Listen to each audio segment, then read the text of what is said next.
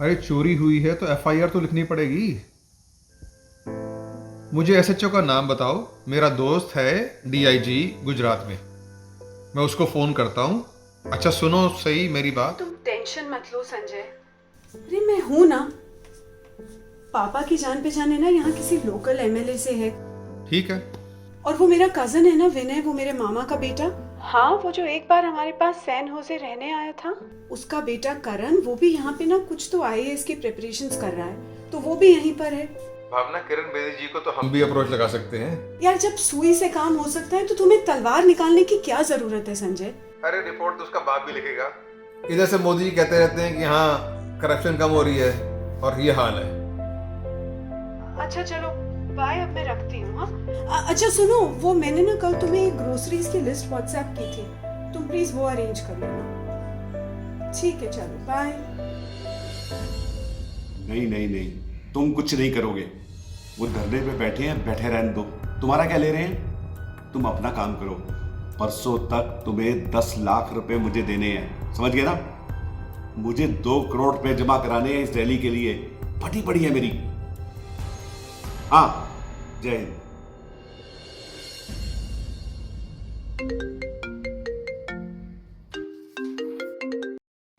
Hello, जय हिंद, बोलिए।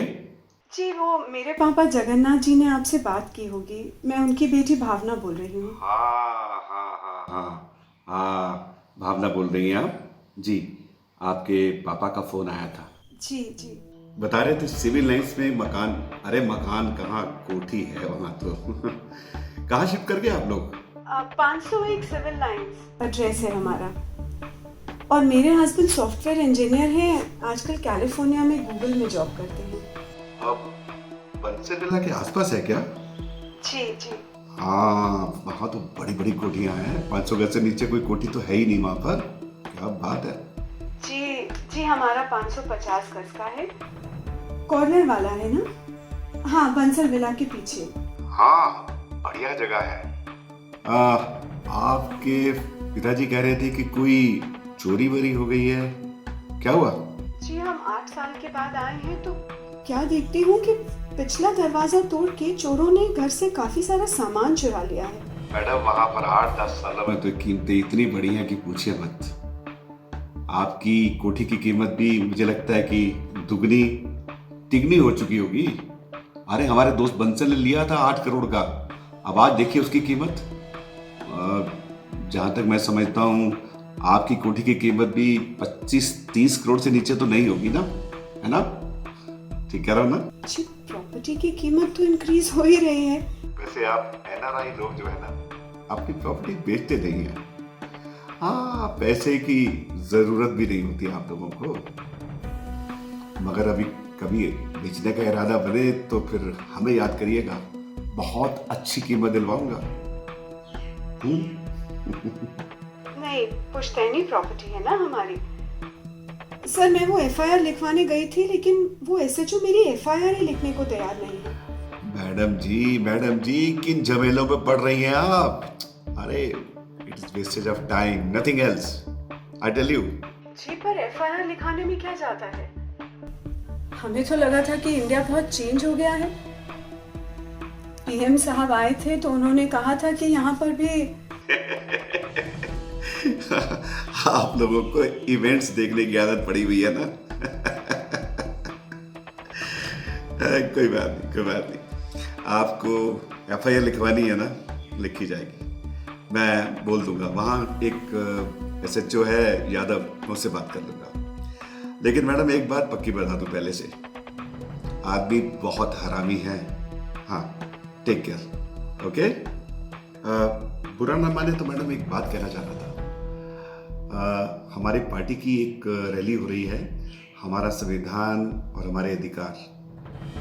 तो अगर आप ठीक समझे तो एक छोटा सा डोनेशन, 50,000 की रसीद भिजवा दूं आपके यहाँ। हाँ, आप एनआरआई लोगों के लिए, जिनके लिए डॉलर्स और रुपए में बहुत फर्क नहीं होता, 50,000 क्या फर्क पड़ता है? क्यों? ठीक है?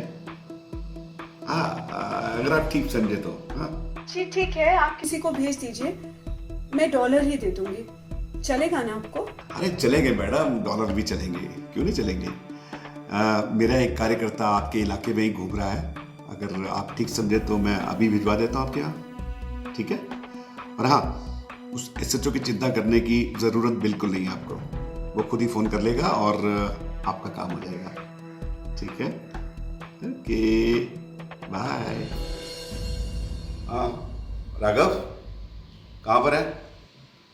देख, एक नंबर शेयर कर रहा हूँ भावना मैडम का, बंसल विला के पीछे इनकी कोठी है, 50,000 रुपया देंगी ये डॉलर्स में। रसीद चाहे तो इशू कर देना, okay, take care.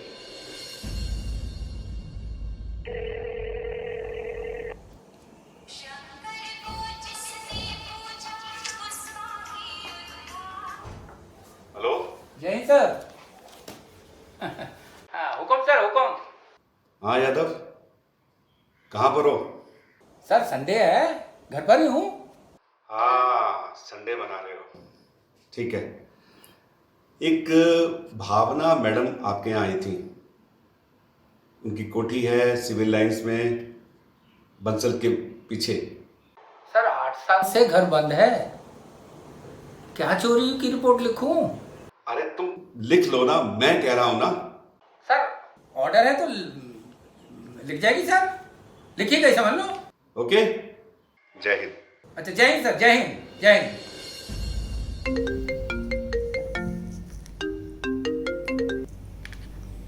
Hello. Madam, आप मिसेस भावना बोल रही हैं? जी बोल रही हूँ। हाँ मैं यादव। मैडम आपकी एफआईआर लिखी जा चुकी है, तफ्तीश के लिए हमारा इंक्वायरी ऑफिसर थोड़ी देर में पहुंच जाएगा आपके पास। वैसे कितने साल से घर बंद है? करीबन 8 साल से।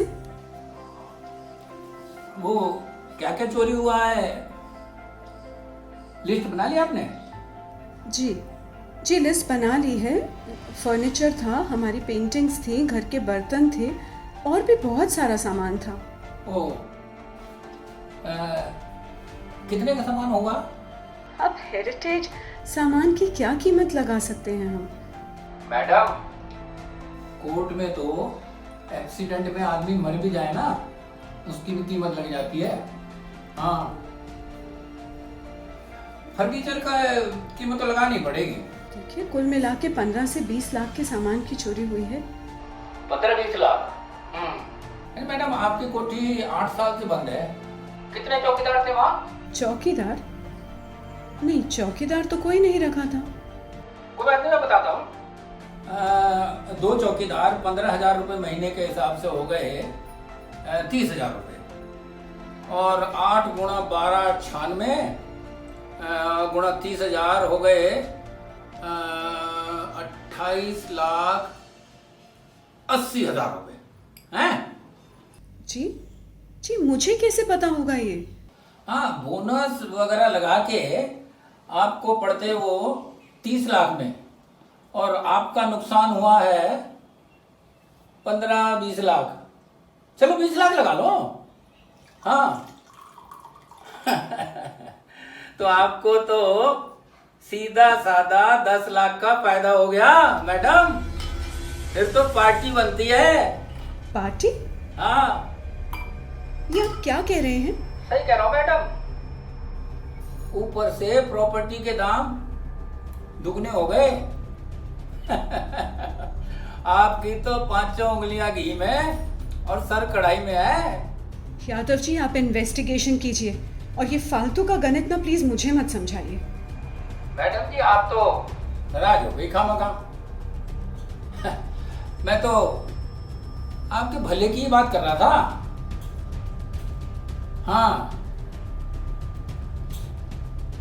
मैडम जी, अब वो हमारा इन्वेस्टिगेशन ऑफिसर पहुंचता ही होगा आपके पास।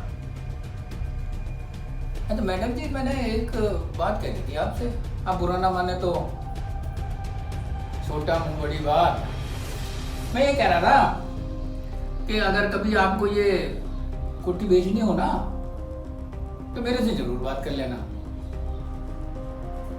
मेरा साला प्रॉपर्टी डीलिंग का काम करता है, अच्छे पैसे दिलवा दूंगा। और हाँ, एक बात और है, अगर आपको सारा अमाउंट व्हाइट में चाहिए ना, वो भी हो जाएगा। ठीक है, आप अपना काम कीजिए, मैं इन्वेस्टिगेशन ऑफिसर की वेट कर रही हूँ। ठीक है। अच्छा, नमस्ते। नमस्ते। मजाक बना कर रखा हुआ है, जिसे देखो यहाँ बस प्रॉपर्टी डीलर बना फिरता है।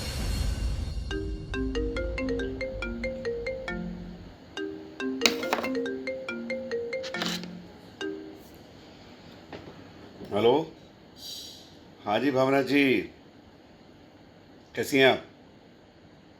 हाँ, वो रसीद पहुंच गई ना आपके पास? हाँ, और वो एफआईआर हो रहा ना काम उसका, कोई दिक्कत तो नहीं हो रही? खाक हो रहा है जी। जी?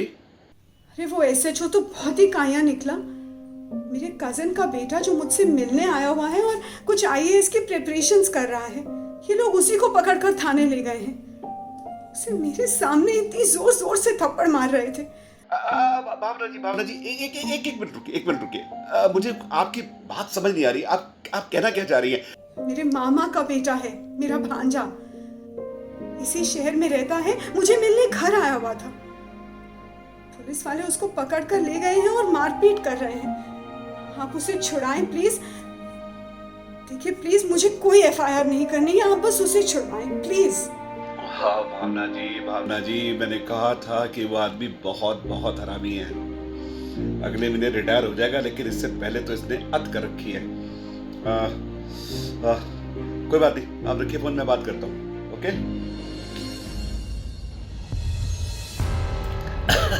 तो एक काम कर उससे जो कुछ कहती है मान ले उसकी बात, और जो लेना ले, ठीक है?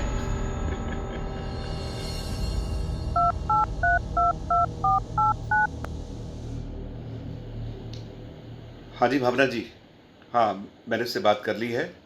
पर आप रो क्यों रही हैं? I hate tears. अब मैडम, अब पुलिस वाले अपनी जांच तो करेंगे ना।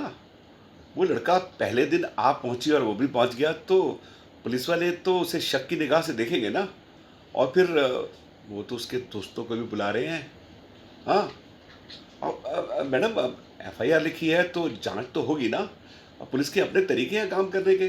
प्लीज वो एसएचओ से कहिए कि वो भगवान के लिए उसे छोड़ दे, मैं एफआईआर वापस ले लेती हूँ। मैडम, आप समझ नहीं रही हैं। एक बार एफआईआर लिखी जाए ना तो उसे वापस नहीं ले सकते। क्यों नहीं ले सकती? मैं कह दूंगी कि चोरी हुई ही नहीं, मैं अपनी कंप्लेंट वापस लेती हूँ। और पुलिस वाले मान जाएंगे? मैडम, वो आपको गलत एफआईआर लिखवाने के चक्कर में अंदर कर देंगे। हाँ।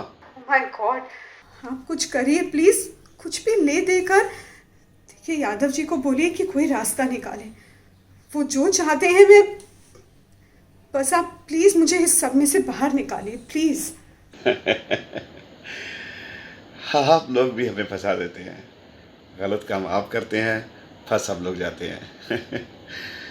पर चलिए, आप तो अपना ही आदमी है ना, कुछ तो करना पड़ेगा आपके लिए।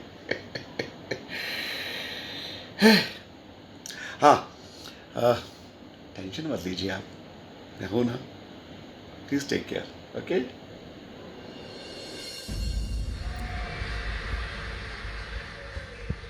हाँ भावना, बोलो।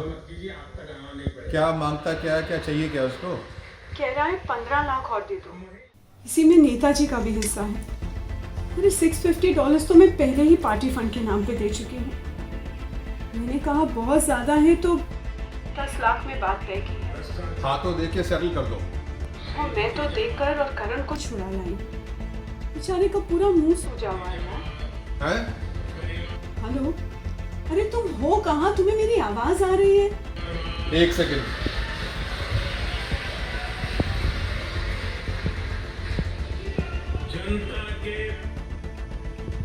हाँ, पहले नहीं आ रही थी, अब आ रही है।